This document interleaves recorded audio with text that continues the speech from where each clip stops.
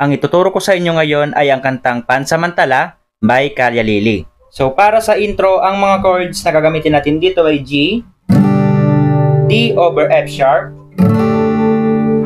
E minor 7, and last ay C add 9. Bali, i-play mo yan ng 2 times. At yung gagamitin natin na strumming pattern para sa buong kanta ay ganito.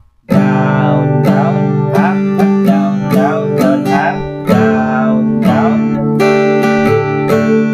Down, down, up, up, down, down, down, up, down, down, up, up, down, down, down, up, down, down.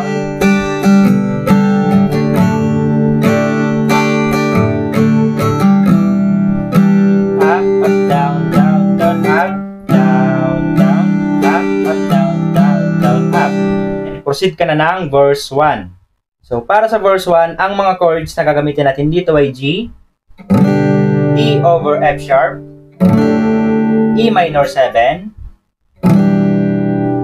next ay C add 9. Bali, play mo yan ng 3 times at pagkatapos ay A minor, G over B, next ay C add 9, next ay D, and last ay D sus 4.